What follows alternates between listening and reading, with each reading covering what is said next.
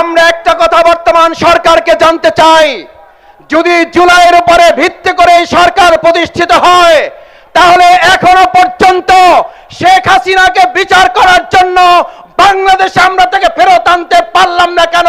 এই ব্যর্থতার দায় বর্তমান সরকারকে নিতে হবে। আমরা জানতে চাই, এই বরিশালের মানুষের নয়, গোটা আন্তর্জাতিক বিশ্বের নেতা ছিলেন দেলোয়ার হোসেন সাঈদী রহমাল্লাহকে যারা মেডিকেল ক্লিনিং এর মাধ্যমে হত্যা করেছে, তাদের গ্রেফতার করা গেল না কেন? আমরা জানতে চাই, তরুণ প্রজন্মের প্রিয় নেতা শরীফ ওসমান হাদির আসামিদেরকে এখনো ভারত থেকে বাংলাদেশে নিয়ে আসতে পারলাম না কেন? মালয়েশিয়া থেকে, দুবাই থেকে কেন বেনজিরকে এখনো দেশে আনা গেল না?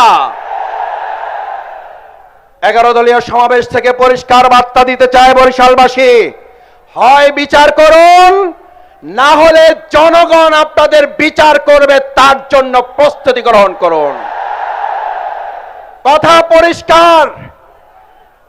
একদল ফ্যাসিস্ট আমাদেরকে বলেছিল উন্নয়ন উন্নয়ন, নির্বাচন নাই, আর আপনারা এখন আবার নতুন করে নির্বাচন দিয়ে উন্নয়নের নামে বিরোধী দলকে বৈষম্যের মধ্যে ফেলে দিয়ে আপনারা বিচার এবং সংস্কারকে ভুলিয়ে দেওয়ার ষড়যন্ত্র করছেন।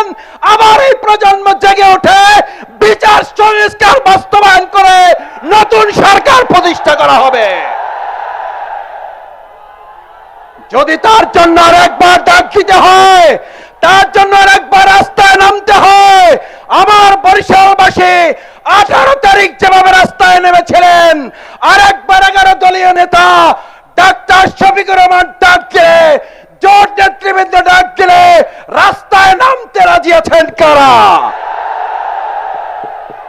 ধন্যবাদ।